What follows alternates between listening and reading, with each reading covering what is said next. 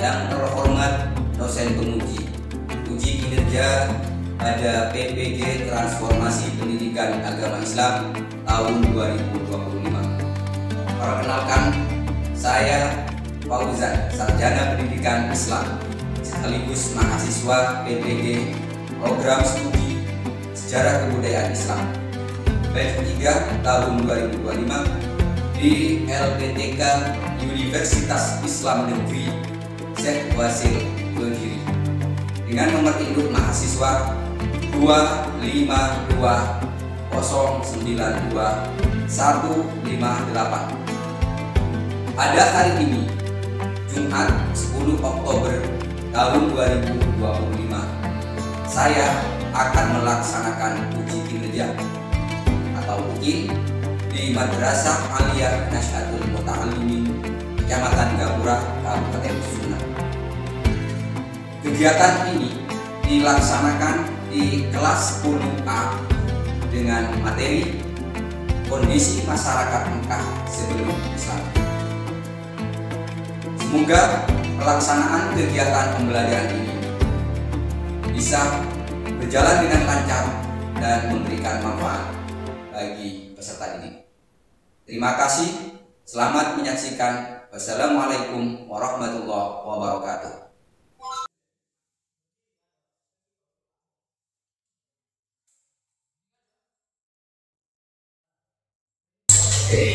Assalamualaikum warahmatullahi wabarakatuh. Waalaikumsalam warahmatullahi wabarakatuh. Terima kasih. Alhamdulillah. Gimana kabarnya hari ini? Alhamdulillah. Semangat sih? Semangat. Ya, oke. Sebelum kita memulai pembelajaran hari ini, alangkah baiknya kita awali dengan pembacaan doa agar apa yang kita pelajari hari ini bisa barokah, manfaat. Silakan ketua kelas untuk memimpin doa. Bismillahirrahmanirrahim. Rabbi zidni ilma warzuqni fahma. Rabbi ishrah li sadri wa yassir li amri wahlul 'uqdatam min lisani yafqahu qawli. Amin ya rabbal alamin. Hari ini apa sudah hadir semua? Ada yang belum hadir? Hadir semua, Pak. Oke. Maka untuk meningkatkan kecintaan kita kepada tanah air, kita akan menyanyikan lagu kebangsaan hari ini, lagu Indonesia Raya. Saya minta semuanya berdiri. Indonesia tanah airku, tanah pada Rasul. Di sana aku berdiri dan dipandu ibuku. Hiduplah Indonesia Raya. Oke, hari ini kita akan belajar tentang kondisi masyarakat Mekah sebelum datangnya Islam. Jadi sebelum datangnya Islam itu di masyarakat Mekah apa kira-kira yang ada dalam pikiran kalian? Kalau misalnya apa yang ada tahu misalnya? Coba perhatikan dari gambar itu. Ada gambar apa itu? Ratu. Berhala. Berhala bersandingan dengan apa? Bersandingan dengan Ka'bah. Dengan Baitullah. Jadi kehidupan sebelum Islam datang, di samping Baitullah itu ada banyak berhala. Salah satu yang biasa kita ketahui pada masa itu disebut dengan zaman apa? Iya. Apa yang anda ketahui tentang zaman India? Kebodohan, Pak. Ada kebodohan. Terus apa lagi kira-kira? Kekejaman. Ada kekejaman, suka berperang, kekerasan. Nah, sebelum agama Islam datang, kita tahu bahwa kondisi masyarakat Arab khususnya di Mekah jauh dari banyak kebaikan. Menurut kalian, keburukan apa saja yang disebutkan tadi? Misalnya kayak ada kekejaman, ada perbudakan, perzinahan, mabuk-mabukan. Malah kalau dulu di Mekah itu kalau punya anak perempuan dibunuh. Tujuan pembelajaran hari ini, jadi tujuan pembelajaran hari ini akan kita capai adalah yang pertama, kita akan menganalisis nilai-nilai budaya masyarakat kita sebelum datangnya Islam yang mempengaruhi kehidupan masyarakat sehari-hari. Jadi kebudayaannya apa saja nilai-nilai yang ada di sana, nanti kita akan membahas. Yang kedua, mengidentifikasi nilai-nilai positif dan negatif dampak dalam kehidupan yang terdapat dalam kehidupan jahiliyah serta dampaknya terhadap masyarakat masyarakat. Jadi selain ada nilai negatif, ada juga nilai positifnya. Positifnya. Yang ketiga, kita akan menjelaskan risalah cinta Rasulullah, bagaimana ajaran beliau mengubah kondisi sosial dan budaya di Mekah. Jadi sebelum kita tahu tadi bahwa sebelum ada Islam, sebelum Islam datang, kehidupan itu sangat kurang manis. Kehidupannya kacau, banyak perzinahan, kemudian ada kekerasan, ada perbudakan. Tapi ketika Rasulullah diutus ke Mekah, itu akan berubah kondisi masyarakat yang ada di Mekah. Kita akan membahas itu. Oke, nah, gambaran singkat tentang Jazirah Arab. Jadi biar kita ketahui dulu bahwa Jazirah Arab itu merupakan daerah yang sangat strategis, ada di lintasan perdagangan internasional yang menghubungkan berbagai peradaban. Jika dia merupakan sebuah daerah lintasan perdagangan, maka peradaban-peradaban itu dia akan melintas di sana. Dia akan banyak bersentuhan dengan peradaban. Termasuk salah satunya Mekah. Maka karena menjadi dengan adanya Baitullah pusat ibadah, maka di sana akan menjadi tumpuan perdagangan. Ketika orang berkumpul di sana dan dia akan membawa nilai-nilai kehidupan. Itu yang menjadi pengaruh terhadap perkembangan budaya yang ada di Mekah. Yang kedua, yang selanjutnya, letak geografisnya. Letak geografisnya itu Mekah itu terdiri dari gurun dan gunung-gunung. Daerahnya daerah kering, sebagian daerah wasir, daerah perairan. Maka daerah itu yang membuat kultur masyarakatnya itu sangat beragam. Kalau misalnya daerah pegunungan, dia cenderung berternak dan mengembala. Tapi kalau daerah-daerah yang subur, dia akan bertani. Daerah perkotaan kayak Mekah, dia biasanya cenderung berdagang. Itu masyarakat yang ada di Mekah. Nanti kita akan membahas bagaimana kondisi masyarakat Mekah itu secara lebih mendetail, lebih dalam, dan lebih tajam. Kita akan membahas itu. Tetapi sebelum kita masuk pada pembahasan itu, nanti kita akan membagi diskusi. Jadi semua nanti siswa akan dibagi menjadi beberapa kelompok untuk membahas tentang kondisi sosial, kondisi politik, kondisi ekonomi, dan kondisi budaya yang ada di masyarakat Mekah. Itu akan kita bahas nanti secara kelompok. Tapi sebelum itu kita bahas, kita saksikan dulu, kita simak dulu video pendek tentang kehidupan masyarakat Arab sebelum Islam. Silakan diperhatikan dulu ya.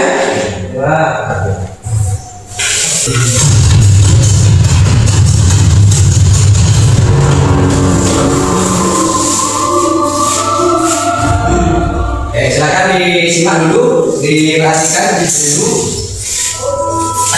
Assalamualaikum warahmatullahi wabarakatuh. Ustaz, tema sejarah. Pada kesempatan kali ini kami akan mengangkat tema kondisi masyarakat Arab Mekah sebelum Islam.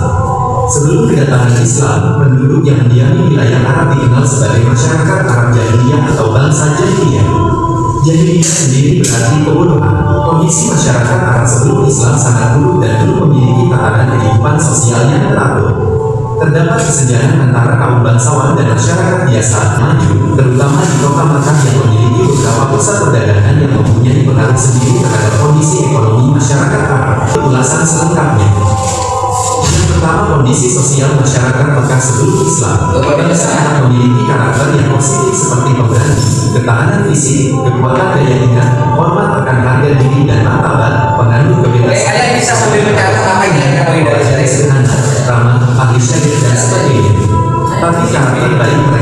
terkikis oleh keyakinan mereka.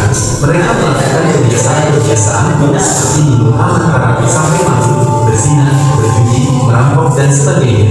Mereka menempatkan perempuan pada kedudukan yang sangat rendah. Perempuan dipandang ibarat binatang piaraan dan tidak memiliki kehormatan dan kekuatan untuk membela diri.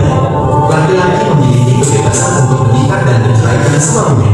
Tradisi yang terburuk di masyarakat Arab adalah memukul anak-anak perempuan mereka secara hidup. Mereka merasa terhina dan malu memiliki anak perempuan dan marah bila istrinya melahirkan anak perempuan. Mereka meyakini bahwa anak perempuan akan membawa kemiskinan dan kesengsaraan.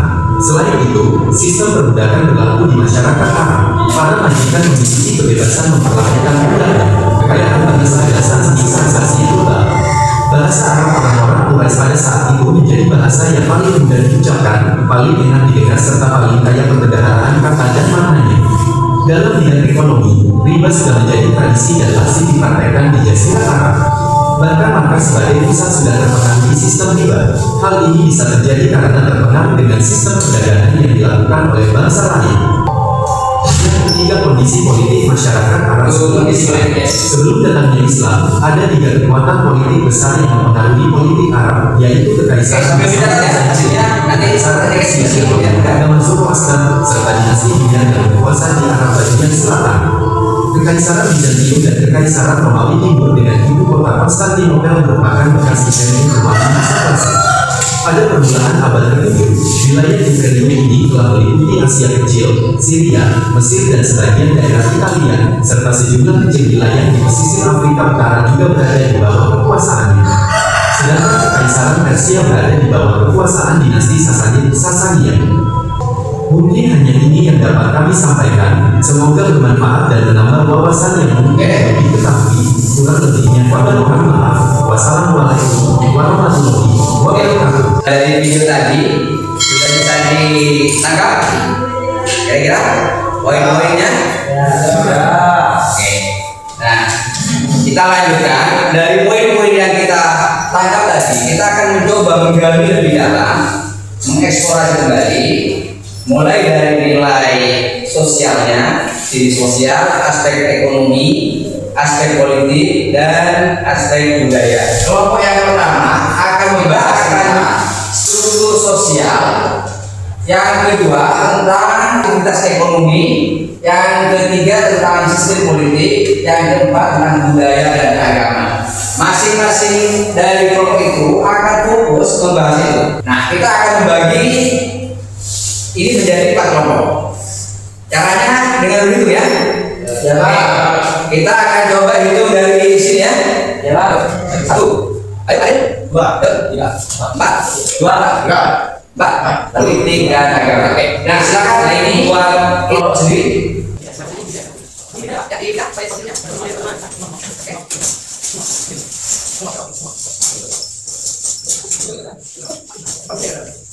Oke, kelompok 1. Kelompok 1 yang mana? Ini 2. Yang sebelah sana. Oke, sekarang. Ini kelompok 1. Nanti hasil diskusinya ditulis di depan ya. Oke, kelompok 1. Kelompok 2. Kelompok 2. Ini tentang ekonomi ya. Ekonomi ya. Ya, silakan. Kelompok 3. Kelompok 3 tentang sistem politik.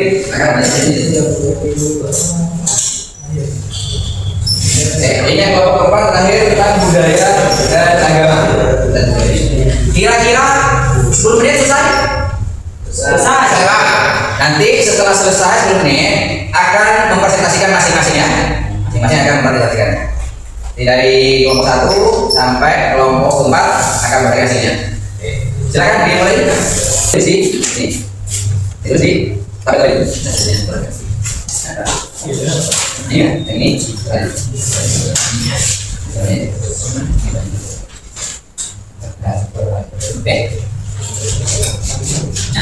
Oke, ada lagi. Nah.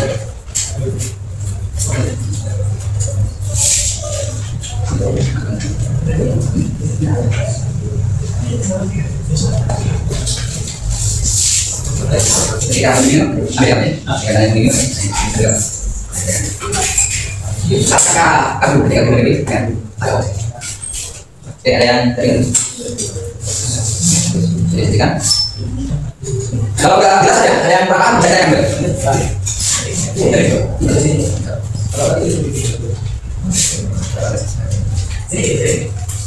Ya.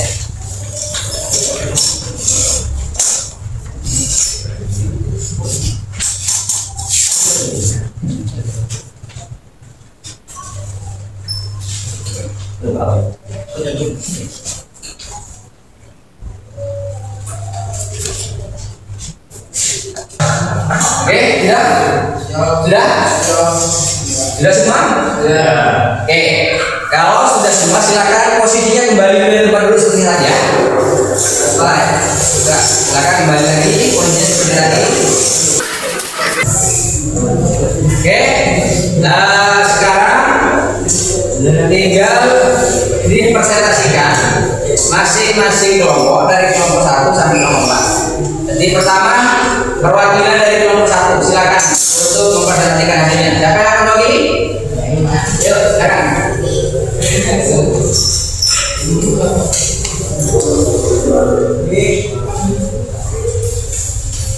silakan.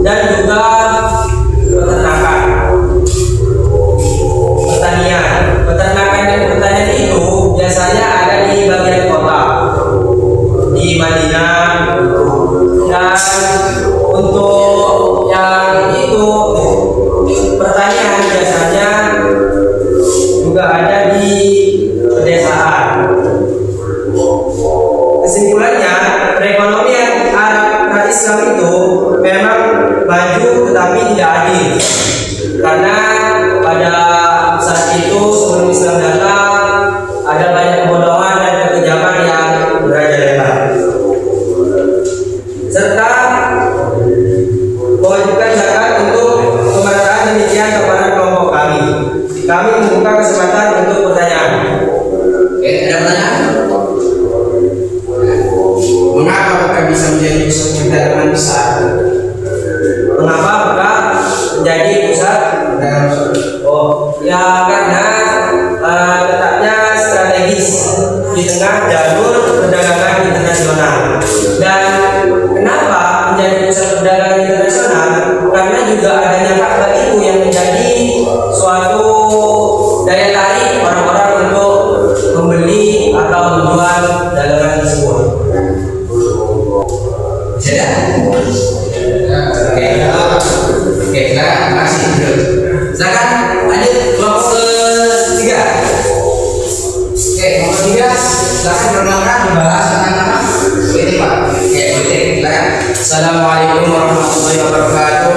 Waalaikumsalam warahmatullahi wabarakatuh. Kami dari kelompok politik akan menjelaskan kondisi politik masyarakat Arab sebelum Islam. Ya, saya akan menjelaskan kondisi masyarakat politik sebelum Islam. Saat itu tidak ada pemerintahan pusat, mereka setiap kabilah dipimpin kepala suku dengan hukum adat sendiri. Sistem ini memang memberi perlindungan dalam suku, tetapi justru menimbulkan perang antar kabilah. Tidak ada hukum yang menyatukan sehingga kabilah sudah ditegakkan. Orang lemah sering ditindas kecuali jika mendapat perlindungan dari kabilah kuat. Kesimpulannya, politik pra-Islam tidak stabil dan penuh konflik. Islam hadir membawa konsep persatuan dalam umat, menegakkan hukum berdasarkan wahyu dan mendorong musyawarah. Dengan ini masyarakat Arab memperoleh keadilan yang sebelumnya tidak ada. Demikian presentasi dari kelompok kami persilakan. Oke, udah? Ya udah semuanya.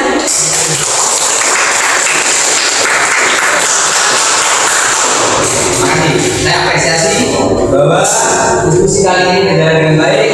Kalian hebat, bisa menarikkan semuanya.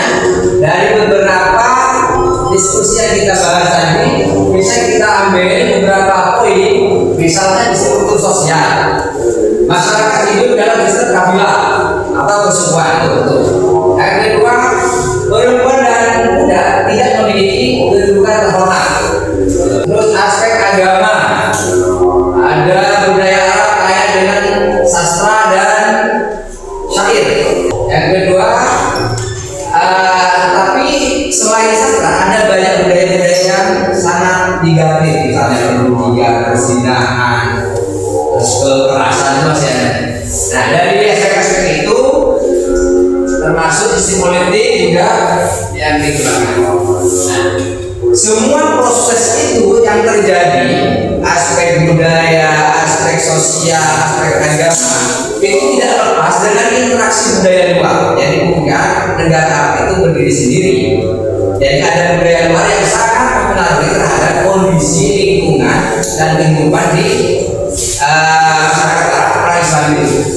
Misalnya ada perdagangan, jadi karena dia sebagai bidang perdagangan, maka budaya dari luar ke sana terus akan masuk ke sana. Yang kedua, adanya kerajaan-kerajaan besar di sekitarnya, ada Zaitun, ada Persia, gitu.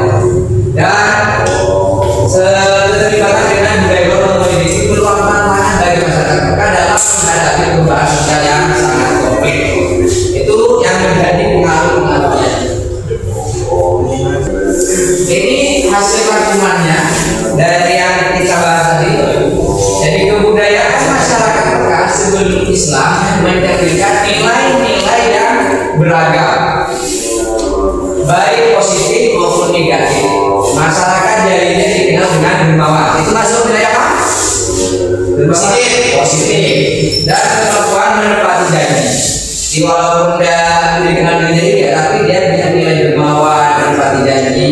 Namun juga dalam praktik syirik. Contohnya misalnya apa? Kuburan perempuan, menyembah syirik.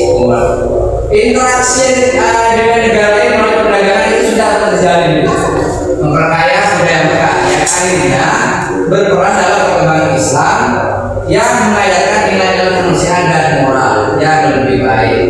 Penting untuk memahami konteks ini dalam menilai pengaruh budaya terhadap perkembangan Islam berikut. Lanjut, kesimpulannya, sebelum datangnya Islam, masyarakat Arab hidup dalam keadaan jahiliyah.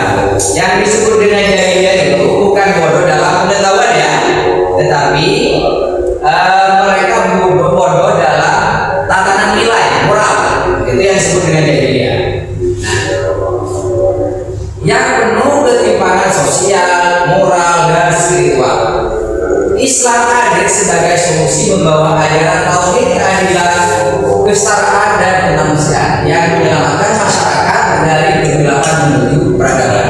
Nah, disitulah Islam berperan.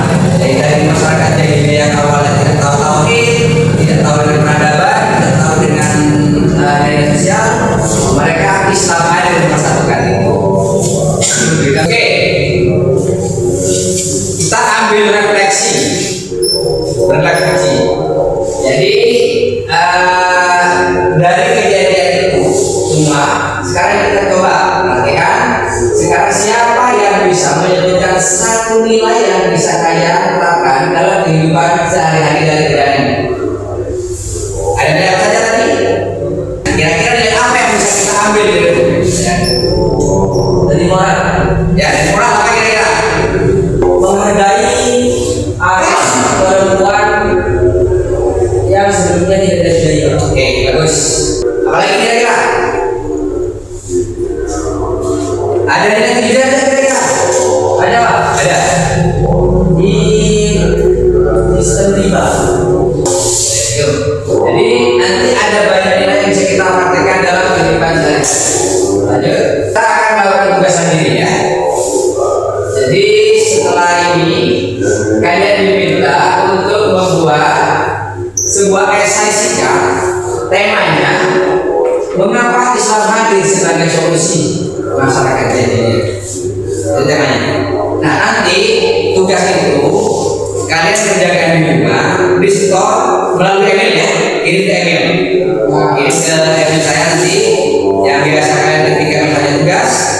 Nah, nanti kumpulkan di sini semuanya. Tetapi minggu depan itu sudah selesai semua. Oke, paham? Oke, terima kasih. Sebelum kita mengakhiri pertemuan kali ini, kita akhiri dengan membaca doa kembali ya. Semoga apa yang kita pelajari hari ini bisa mendapatkan barokah. Oke, silakan ketua kelas memimpin.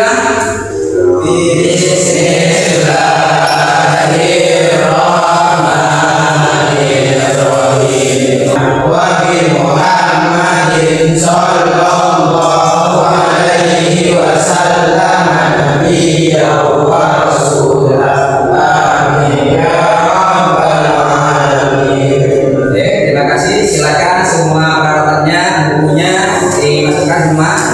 Catatannya jangan sampai